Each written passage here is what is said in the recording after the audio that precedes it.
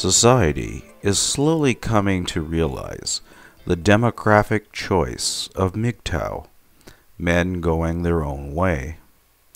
It is called the marriage strike in many women's quarters. In Japan, 70% of men ages 20 to 34 are not marrying. The same trend is happening in the West as well. Men's material support for women is drying up. How did this happen? After 50 years of feminism, men are starting to realize that women's socially constructed identity is no longer Eve, but has been reshaped into Lilith. Men going their own way is divided into two groups. The first are the older generations of men, who have lost everything, including their children, through the divorce courts. Women choose divorce 60% of the time. Many men have been so severely burned emotionally and financially, having trusted women and the integrity of equality, it has reversed their social conditioning. They realized what they believed about women was false, and they have paid a traumatic price in humiliation and loss of their former identity. These men were brought up in a time where the Eve identity reigned. Women were loyal wives for life. Women are love, like their mothers, creating integrity and permanence, emotional safety and security for men. Society in the 1960s was based on rationalism. Rational humanism was the fashion in response to the horrors of war, depression, and Holocaust.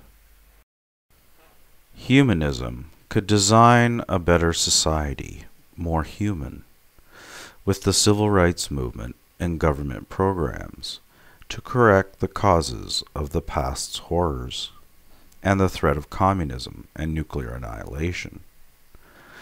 When the women's liberation movement observed women's oppression, it fit nicely with all the other social trends of the 1960s. It was rational. Eve would be given equality with men. Equality to men in that era was rational, like an equation. 1 equals 1. Reality was rational, linear, to correct errors of the past. It was the ugly, misogynistic, chauvinistic men who chose equality in the 1960s. Men have no one to blame but themselves for allowing it. Rationalism did an end run on them if they do not like the consequences of their choice. Rational, mathematical equality was their intention. They cannot be blamed for the outcome. After 50 years of social evolution from this choice, older men are observing the environmental change and making new choices in their best interests by going their own way. The 1960s concept of equality, taken out of the laboratory of the rational male mind and inserted into greater reality, had unintended outcomes. To men, equality was rational. To women, equality has come to mean, will he fall for it?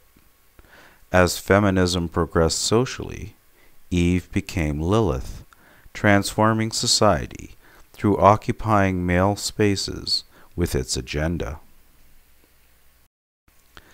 The second, younger group of men going their own way never experienced the 1950s stay-at-home mom and lifelong wife as the foundational understanding of women's nature.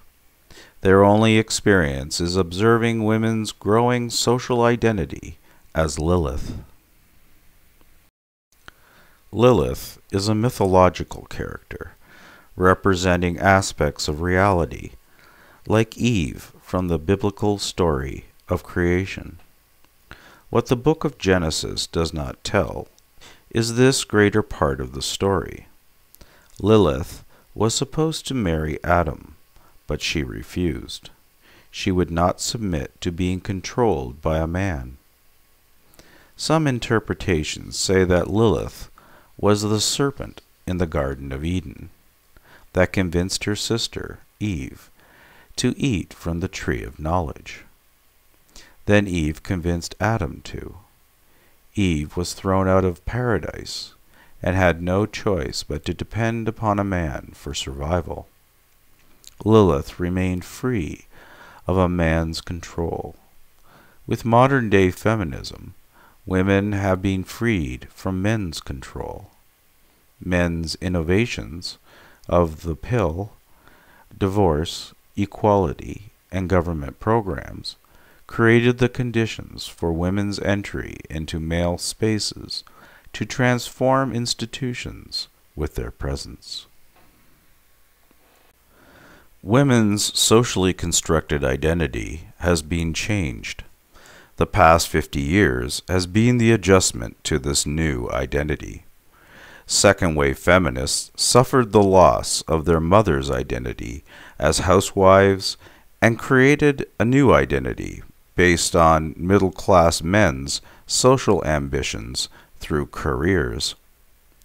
Second-wave feminists suffered a setback in the 1980s with the reaction of Ronald Reagan's social conservatism, asserting traditional values, inherently woman as Eve, forcing feminism back into the walls of academia.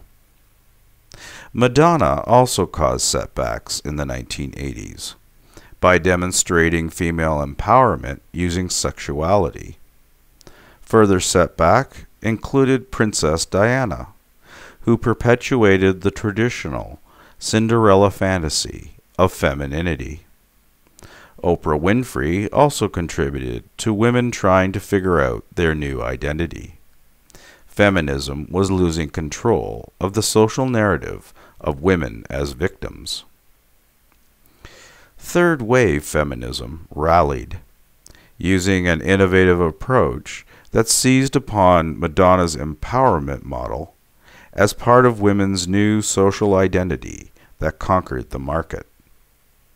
Many factors combined, like the social insecurity of 9/11, the advent of social media, and the influence of feminism on universities and students who took their narrative into institutions. A new generation of women emerged who did not suffer the loss of the 1950s housewife identity, and Lilith continued to evolve with the choice of freedom, started with the pill, divorce, and equality. The new social narrative has totally defeated the Eve identity. It has caused environmental change, social change. Millennial men have observed this new behavior, and like older men, rationally discern this new female social identity and decline intimate relationship with it. Men are relearning female nature that was known before the 1960s and controlled through the Eve identity, but was forgotten as men found feminism's narrative rational and thus morally obligatory. Now, this rationalism is not describing men's lived reality with society and women. Trust has been broken because women exercise new freedoms with choice, supported by society, that is not in men's emotional or material interest. Eve was reliable in men's choice to marry, but Eve does not accurately describe the new Lilith identity. New, reliable, objective models of female behavior must be perceived by men to control their own lives reliably. Women lost their Eve identity. Now men realize they have lost their Eve identity of women as well, so both sides adjust from their new social locations. The Lilith identity has been made possible by middle-class men constructing the artificial environment of the modern city. Women are no longer dependent on men, as they were when they lived with nature, now only needing a job for survival from business and institutions. Ironically, by allowing Lilith her freedom, men can now be free as well. Everyone just needs a job, and no commitment or dependence is needed between genders. Interaction is now structured by modern institutions. Now men going their own way must redefine their identity as they extricate women's influence in their personal lives. Misogynistic, chauvinistic men of the 1960s allowed women to be freed. Now feminism returns the favor, allowing men to be freed from expectations and obligations, to make choices they formerly did not have. Survival is assured through merely a job, a paycheck. Men's identity, their ego, was formerly accepting a social projection onto them, a combination as provider, protector, receiving love and sex. Modern women still believe this is men's identity and insist upon it. Men, however, discern that women no longer require these of men. Business and government provide that now. Men are also discerning that both love and sex are emotional vulnerabilities from their visceral, lived experiences with Lilith, and take steps to create borders and boundaries.